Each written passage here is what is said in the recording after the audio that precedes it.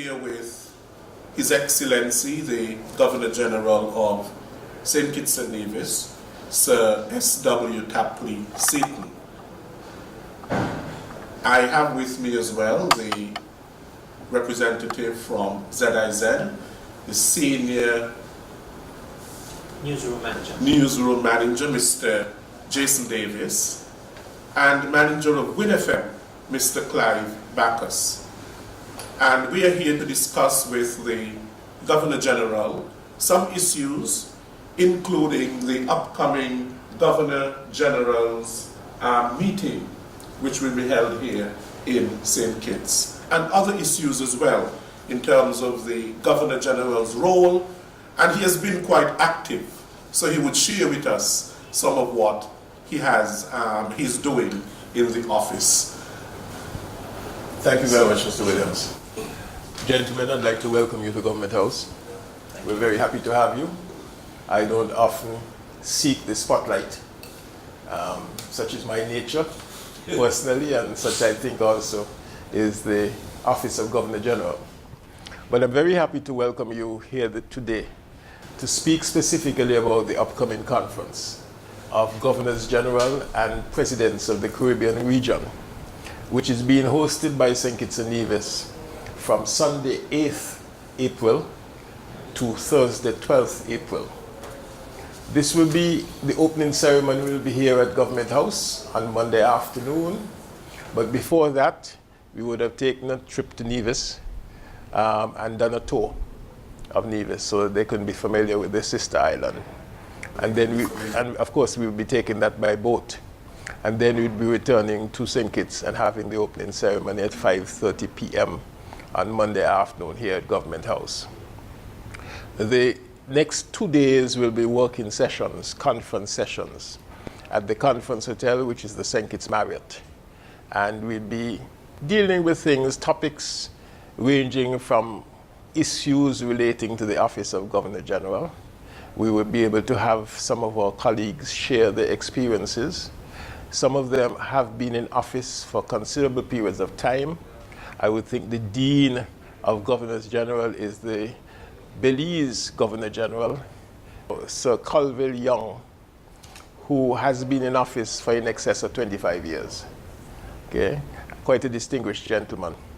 One of the things that I'd also encourage is that perhaps we could afford the opportunity for you in the media to speak with the respective Governors General when they're here.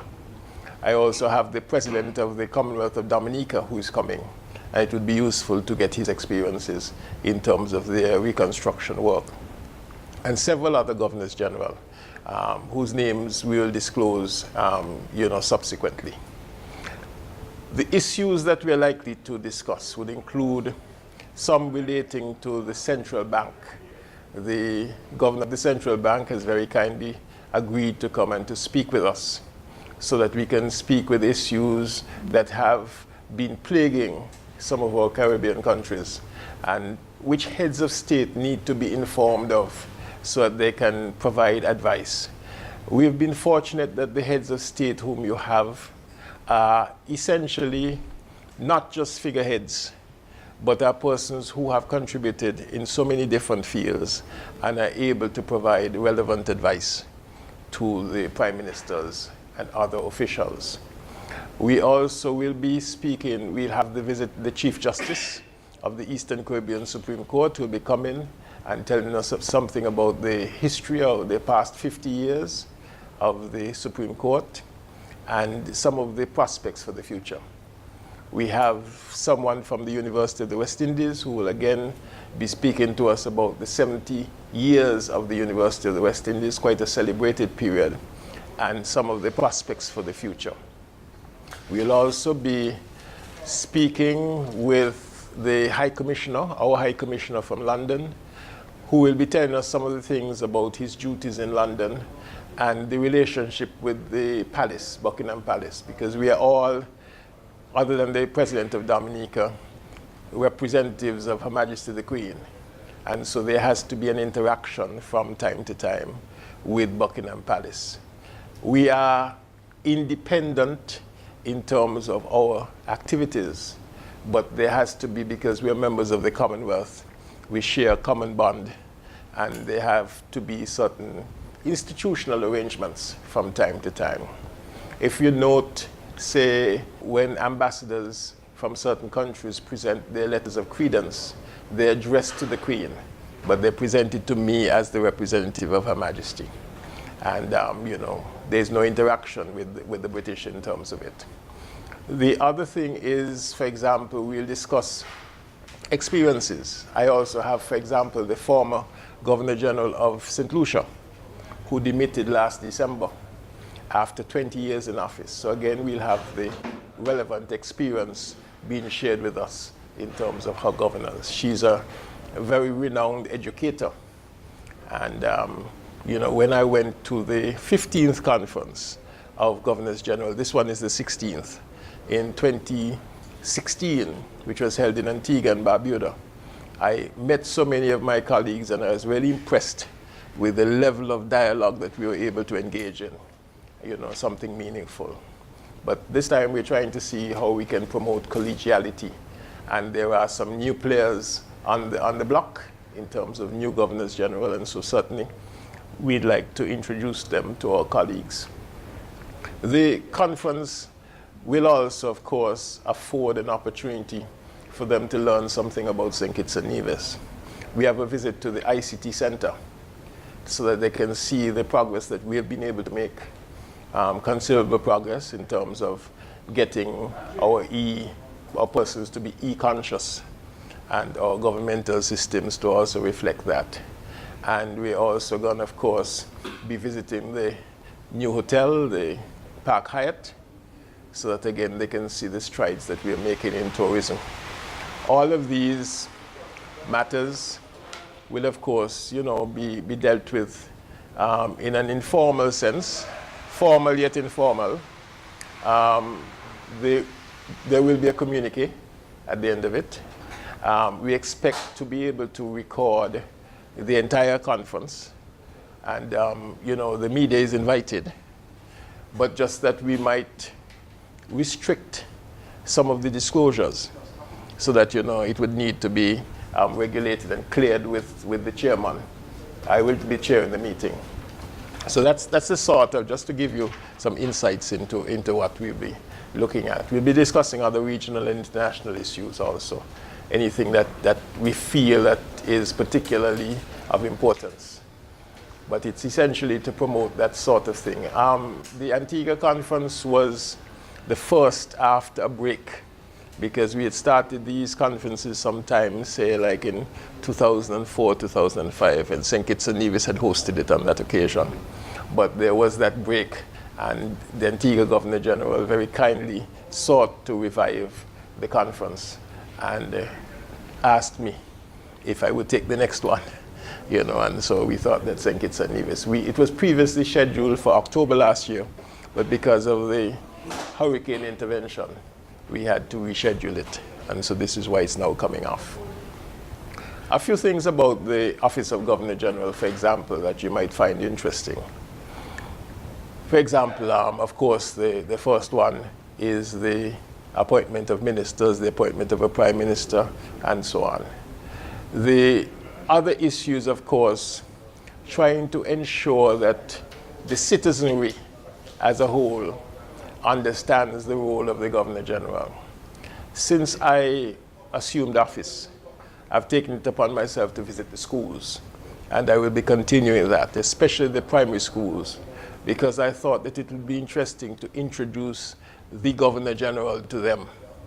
I've had a very good reception from all of the schools.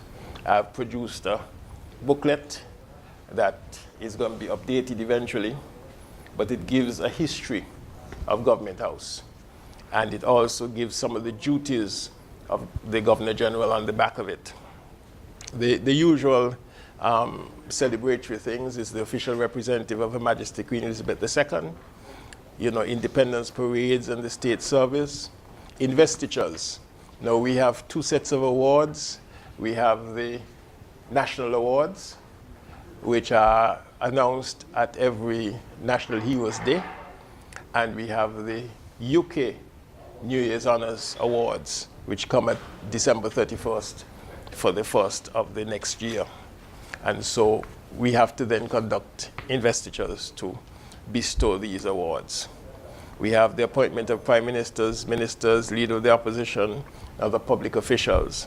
I don't know if you recognize that the Governor General has to sign every appointment form for every civil servant, okay?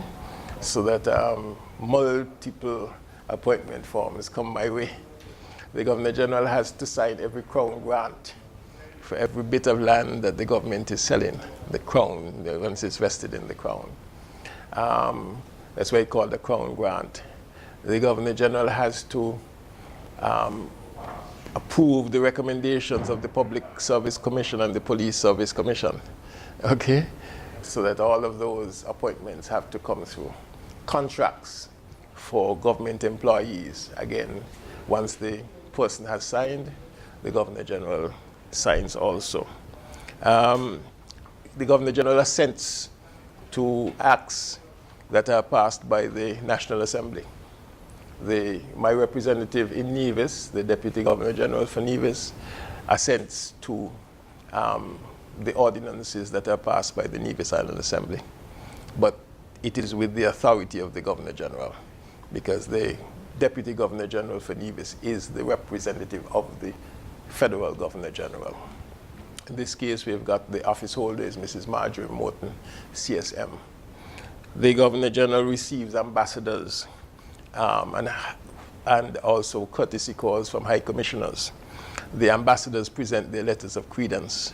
The high commissioners go to the Prime Minister, because the high commissioners are representing Commonwealth countries.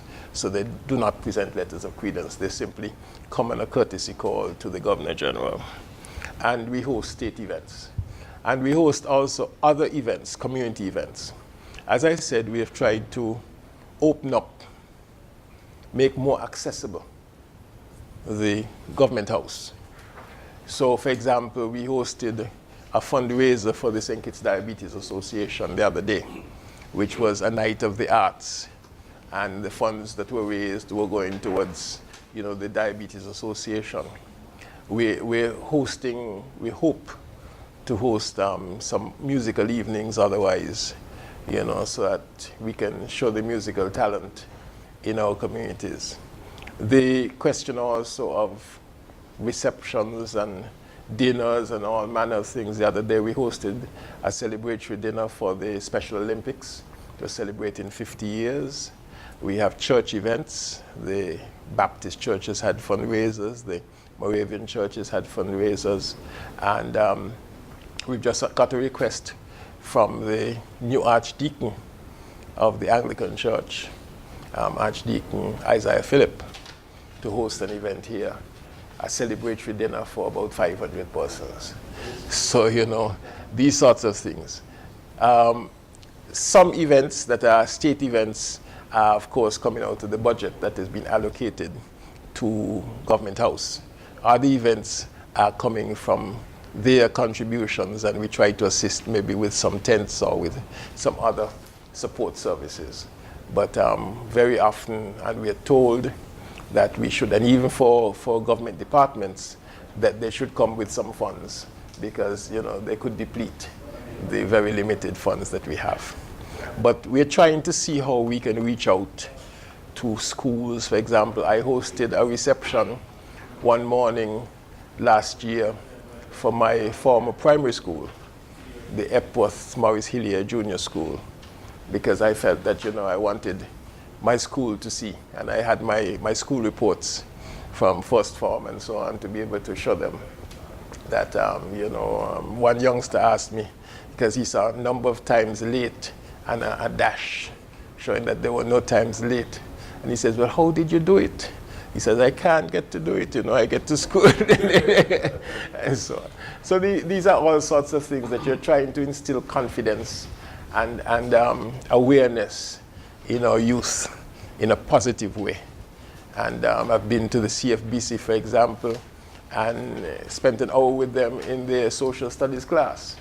Again, so they can learn what are the duties of the Office of Governor General, what's my sort of life experience has been, because I had the privilege of having served as Attorney General for 15 years. And so I bring that to bear, plus the private sector experience. I was the director of the Chamber of Industry and Commerce, for another 20 years after that. So there's all of that cumulative experience that I try to bring to bear to this office.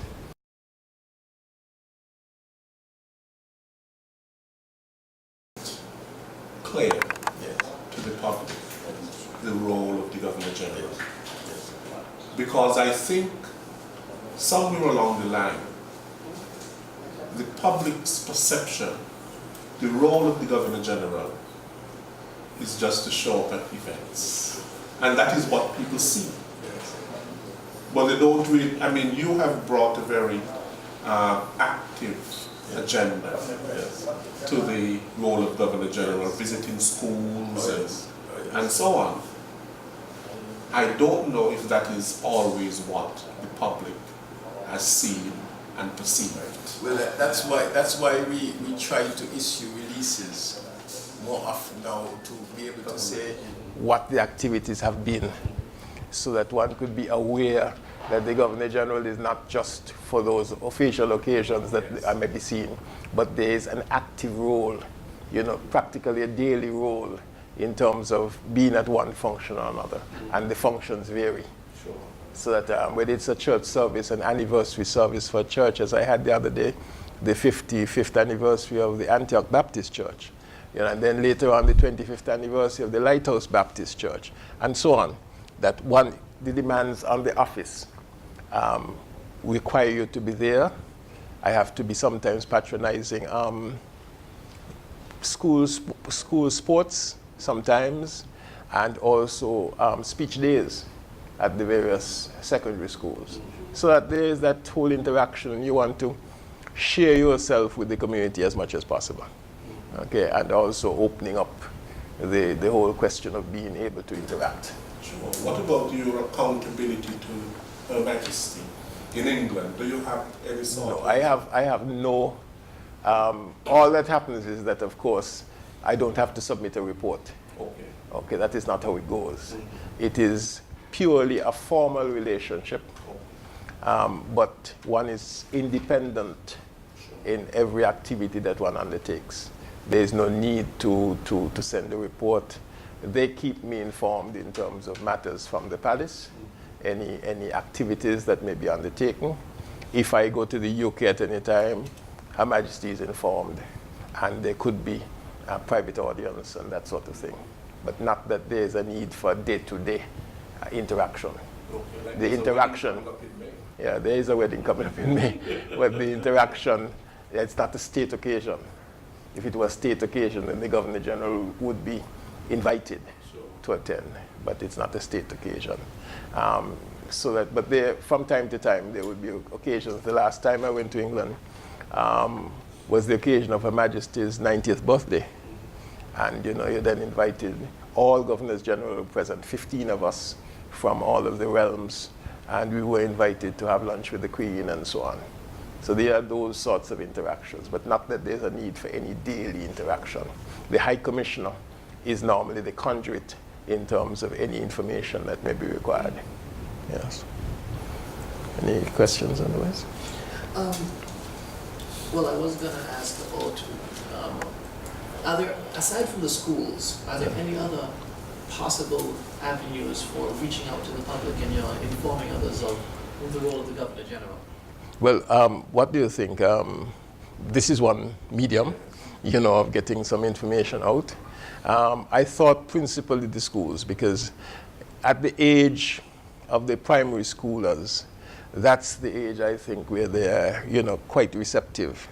I don't mind doing it also in secondary schools, but the secondary schools, they have such a wide and busy program.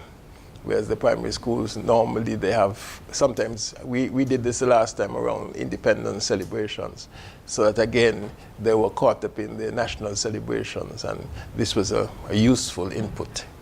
Yeah, but we'd explore any other avenues in terms of it. I had an interaction with the Prime Minister the last time when we were in Nevis with the secondary schools, where they were able to ask questions.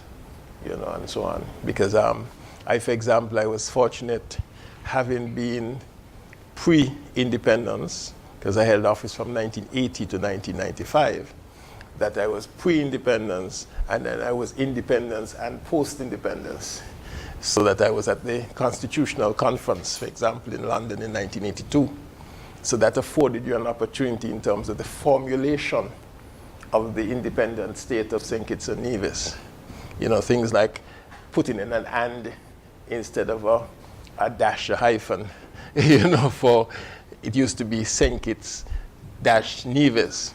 And there was the discussion and the agreement that it would be St. Kitts and Nevis. So there is that full recognition of a partnership. So at all times it's St. Kitts and Nevis. And at all times the Constitution also spells out the Saint. So it's S-A-I-N-T. So in all official documents that has to appear in that way, you know, and so on. Yes. In some ways, the role of the Governor General, Yes. although it is a political appointment, Yes. The Governor General has to remain independent of the fray. Indeed. Indeed. So if there is a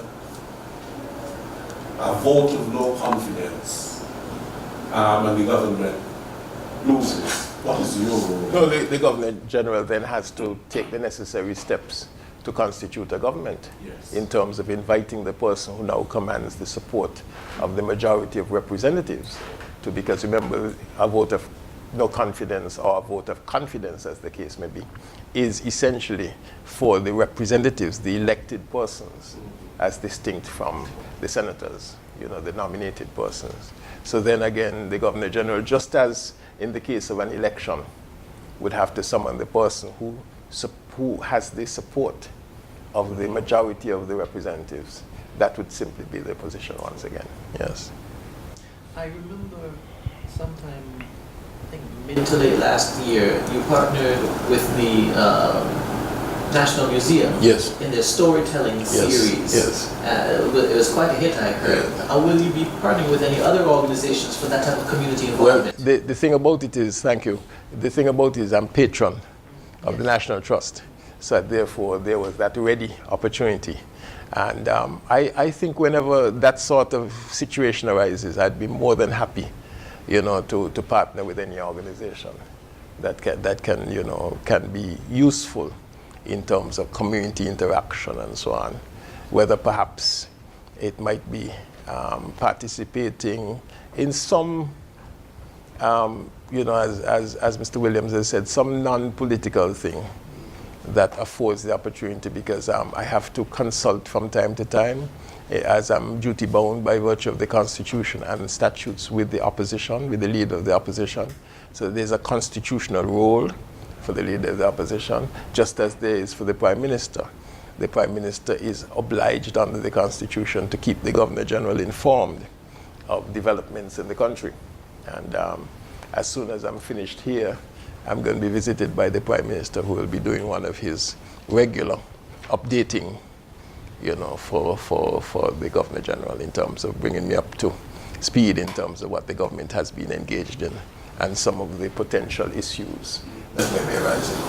Now, while we speak about Governor Generals, it's also a meeting of presidents. Yes. Maybe you should explain the difference between Yes. the Governor General and the President. Yes, what is happening is that the Governors General are of the realms where the Queen remains the sovereign. The presidents, for example, the President of Dominica is President of the Commonwealth of Dominica, which is a republic, which went to Republican status as soon as it became independent. It opted for that. There wasn't any interim status. Other places, for example, like Trinidad and Tobago, they have a similar president who is a non-executive president, ceremonial and so on, just like the Governor General, just an equivalent nomenclature. And they had an interim period when they had a Governor General and then opted to Republican status. Whereas with Guyana, you have an executive president.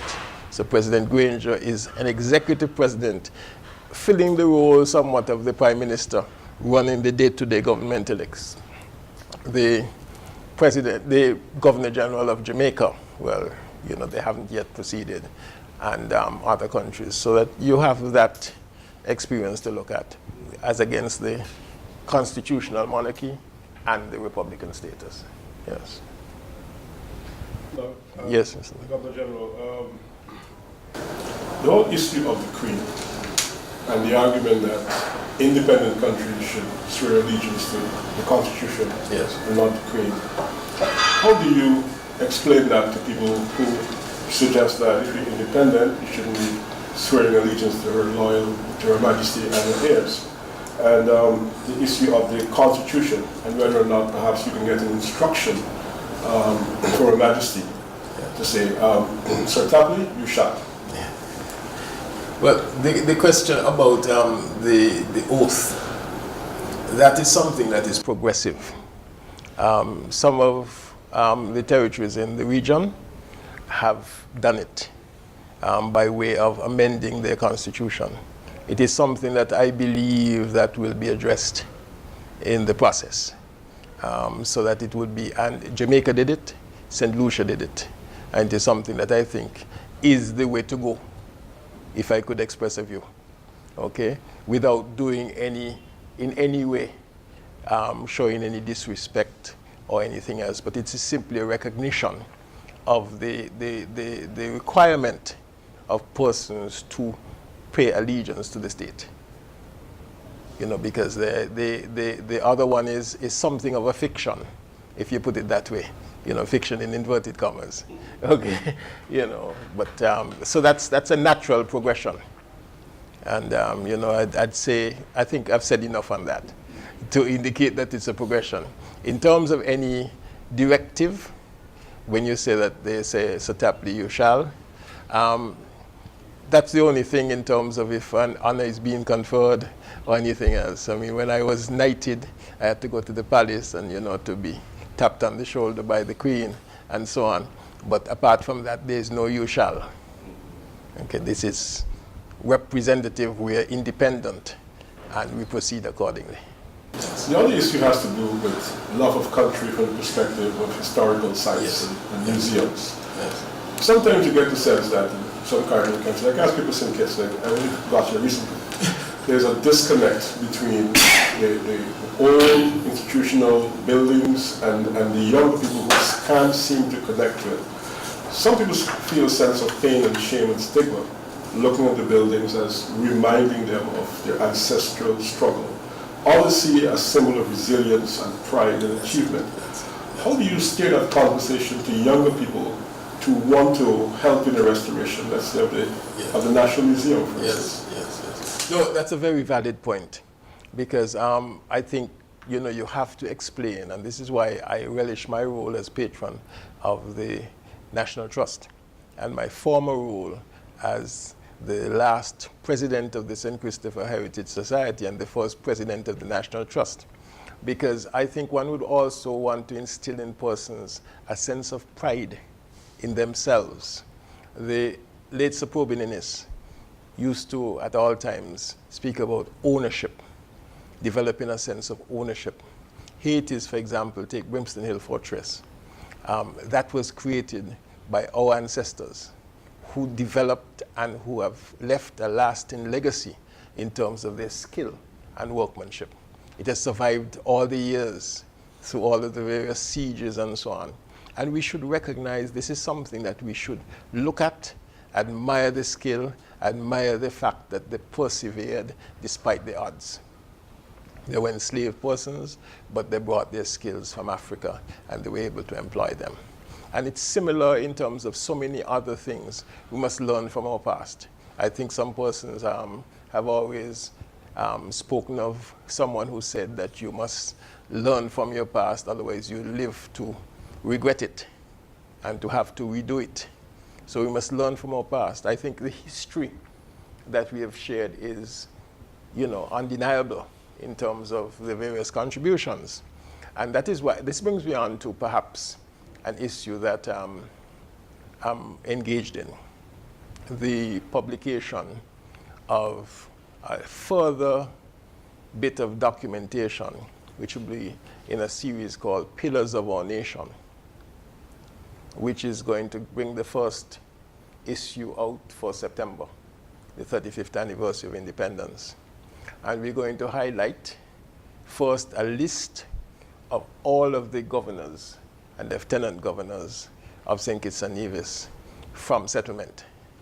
So that we've got the Spanish, who had a brief intervention, the French, another brief intervention, and the English. And there will be a list there so that persons can see, and it could fill all the historical gaps.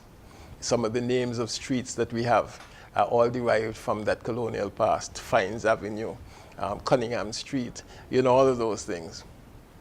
So that explains it. It will also update persons as to the more recent past. You have the F.T. Williams Highway. People say, well, who is F.T. Williams? So that will fill that gap, because we'll have a 70-year period from 1937, well, 80 years rather, 1937, which was the start of electoral life in St. Kitts and Nevis again, after 1877, when the representative government was dissolved. So from 1937 to 2017, we'd feature every legislator who was in the Legislative Council, the Executive Council, or whatever, and give some biographical notes on that person, so that you'd be able to see. And even the federal legislature, the federal house, which I'm very proud to have had my father serve as a federal senator during the period 1958 to 1962. And so all of that would be now documented in something that would not go beyond the 150 pages.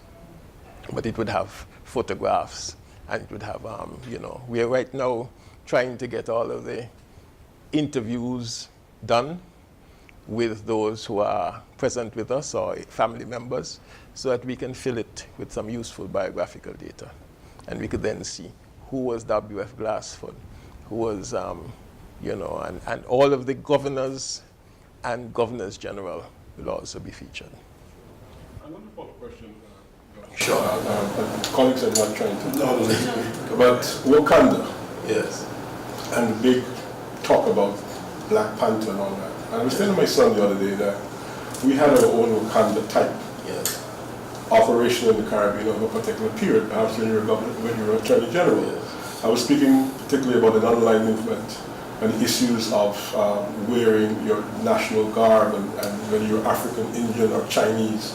There are particular days where you actually showed your ethnic background. The period of the 60s, late 50s, 60s, and 70s, there was a great deal of pride of origin, whether you were Indian again, Chinese, or African. So we had a period when our music, our culture was sung. Even the birth of Carrie Festa was all part of that. How do we bridge that divide? Because he was looking at me with astonishment, as if he never knew we were the Shikis. And we were wearing all kinds of African clothes. There were some days when you were to work and all that. There seems to be having a shift in the paradigm, for many reasons. Yes. But how do we bridge that gap? Well, if you look, you'll see that very often I like a shirt jack. Okay, that's been my trademark. When I was Attorney General, when I was, it's only when you have to put on a jacket and tie that you even feel a bit constrained. But it's duty calls. But we need to recognize that and to speak about it, because that's a social issue. That's part of our social history. And we need to do it in some places. For example, it's recognized as the entire Dominica and St. Lucia have national days when they wear, the apparel. Ours came about, our national wear came about by a sort of arbitrary decision-making process, if you could put it that way. Whereas Dominica, St. Lucia, it has evolved. They've had their festivals, the La Rose Festival and the various other festivals, and it's evolved. Guyana went through something perhaps a bit more traumatic, and it evolved. Trinidad and so on. We haven't had the amalgam of cultures that you've seen in other places. We've only recently had persons coming in any significant numbers to impact upon our population. So it's a process.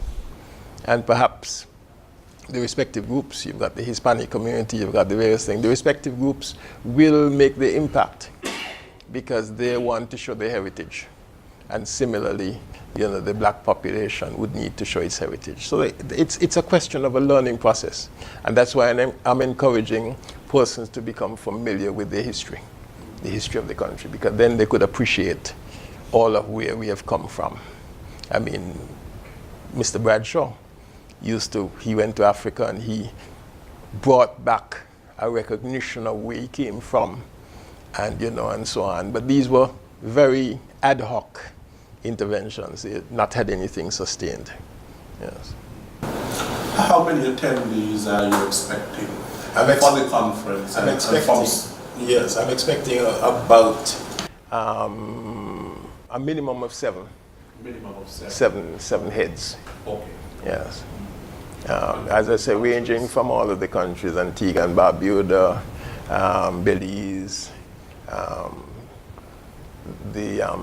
Dominica from the president, Grenada, St. Vincent and the Grenadines, and so on. Oh. So you go through and you see the whole thing. There's also the possibility of someone else, another one, and then of course, as I said, the Chief Justice and the President of the Caribbean Court of Justice. Yes, he's demitting office in July. Yes. So he's coming to tell us about the past years and the prospects in terms of going forward. Yes. What is the role of the opposition in the context of the Governor General? You mentioned earlier that the government would brief you on what it's been doing. It hasn't been tradition for the opposition to brief the Governor General, and is there a role for the Governor General in consensus building beyond the political fray? I'm not talking about taking sides in political disputes, but in terms of establishing protocols and procedures, and even a code of conduct, where you believe as the Governor General there must be a minimum standard. Well, I think that that's a possibility. That's a distinct possibility. I don't think we've had any precedent in terms of doing that. But as we evolve, we need to become more civil in our exchanges. It need not be this, because I think it gives the wrong message in terms of our young population. And we've got to deal with issues of less confrontational and more conciliatory. So that all of these, perhaps, the role of the Office of the Governor General could facilitate. So there's no barring of anyone briefing the Governor General on any issue. The Governor General has a responsibility, a mandate in terms of requiring consultation for certain issues that are, whether by way of the Constitution or by way of a statute. But there's no bar to any other intervention. So it's something that perhaps we need to have public discourse on. In terms of nation building, again, I know that you have spoken to members of the diaspora. Yes. There's a Retired Nationals Association, there's an ANSA conference in June. Yes. How do you attempt to encourage diaspora activities for the benefit of St. Kitts? Is there a role for your office in that? Yeah, there's a role for my office because, for example, anytime one visits anywhere where there might be a significant number of nationals, that by all means one wants to interact. The ANSA upcoming conference, a message will be there in their commemorative magazine, congratulating them and wishing them well, reflecting on some of their past activities, and that sort of thing. The diaspora is something, a group that needs to be reached out to, because in many instances they have contributed and continue to contribute, and we need to recognize that. And they have so many links. They come and they visit, they come back home in their numbers, say for Carnival or any other activities, music festival and so on. So it's something to encourage. And we try, wherever possible, to utilize perhaps an independence anniversary that we engage the diaspora in terms of being present at the activities and so on. So anything that one could do to facilitate better diaspora connections. I know the government, for example, had approved a diaspora conference, and I thought that was a good move. The cabinet had approved it. The schedule, and I think, was a difficult thing. But there is that prospect that had been put forward, and the Ministry of Foreign Affairs was working on that. So there are all of these elements that could be encouraged. Yeah. Regarding the post itself of Governor General, Yes. are there specific requirements for one to be appointed to the post of Governor General? There's no specified requirement.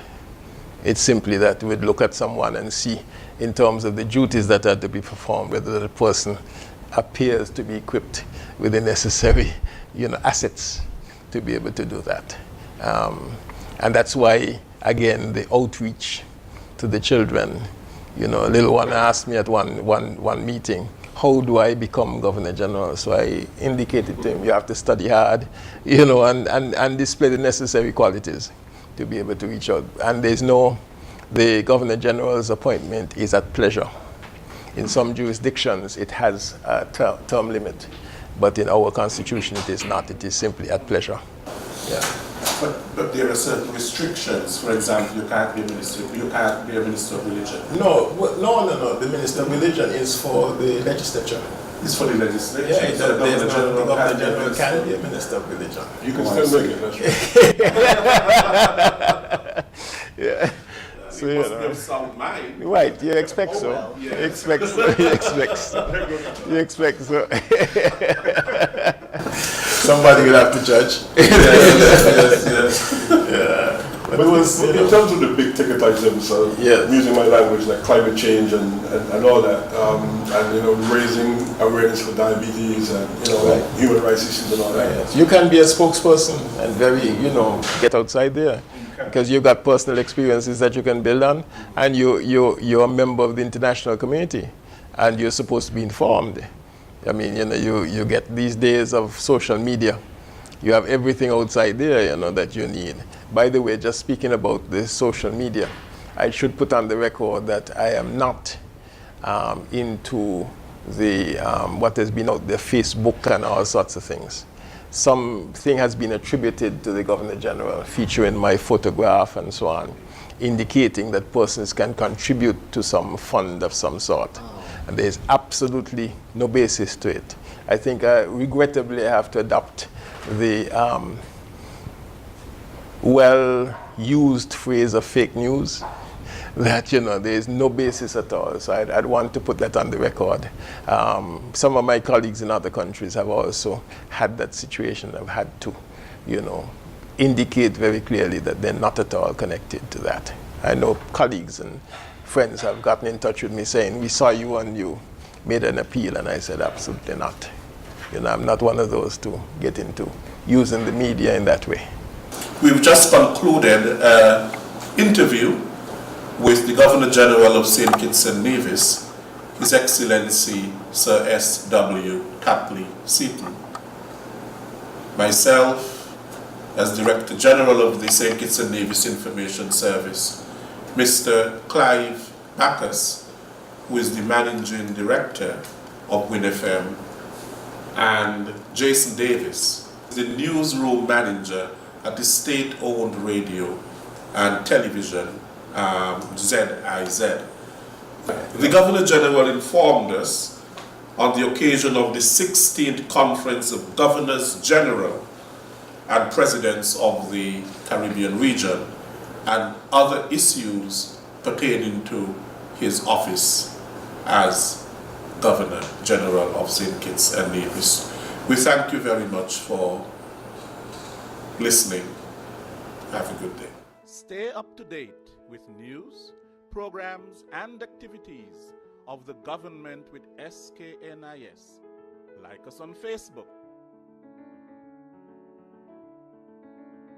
Listen to us on SoundCloud.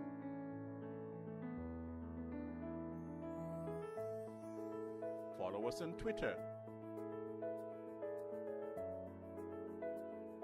And watch our videos on YouTube. Connect with us today. SKNIS, St. Kitts and Nevis Information Service.